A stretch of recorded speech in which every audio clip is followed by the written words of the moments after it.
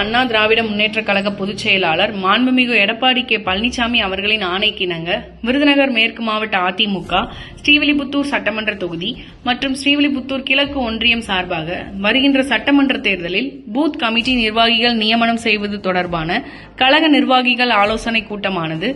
7/4/2025 அன்று நடைபெற்றது.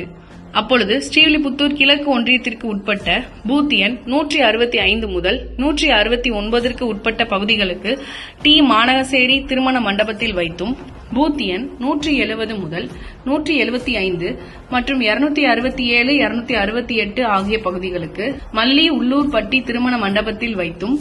பூத் எண் 176 முதல் 179 மற்றும் 264 முதல் 266 வரை உட்பட்ட பகுதிகளுக்கு நக்கமங்கலம் தங்கம் மினி ஹாலில் வைத்தும், பூத் எண் 180 முதல் 183 மற்றும் 261 முதல் 263 வரை உட்பட்ட பகுதிகளுக்கு சித்தலாம்புத்தூர் திருமண மண்டபத்தில் வைத்தும், பூத் எண் 269 முதல் 275 மற்றும் 258 ஆகிய பகுதிகளுக்கு கண்ணார்பட்டி திருமண மண்டபத்தில் வைத்தும் நடைபெற்றது.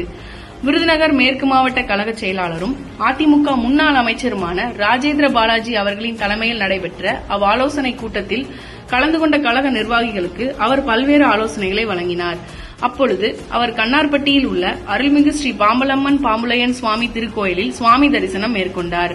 அதனைத் தொடர்ந்து ஸ்ரீவில்லிபுத்தூர் திமுகவின் ஸ்ரீவில்லிபுத்தூர் ஒன்றிய விவசாய பிரிவு அமைப்பாளர் மாநகசேரி ஊராட்சி கம்மாப்பட்டி VM கணேசன் அவர்கள் அக்கட்சியிலிருந்து விலகி முன்னாள் அமைச்சர் ராஜேந்திர பாலாஜி அவர்களின் முன்னிலையில் அதிமுகவில் இணைந்தார். மேலும் கழக சிறுபான்மை நலப்பிரிவு பொருளாளரும் முன்னாள் வாரிய தலைவருமான விருதுநகர் மேற்கு மாவட்ட பூத் கமிட்டி பொறுப்பாளர் ஜான் மகேந்திரன் அவர்களின் முன்னிலையில் முன்னாள் MLA சந்திரபிரபா, மாவட்ட இளைஞர் மற்றும் இளம்பெண் பாசறை செயலாளர் VT முத்துராஜ், மாவட்ட MGR மன்ற துணை செயலாளர் T முத்தையா,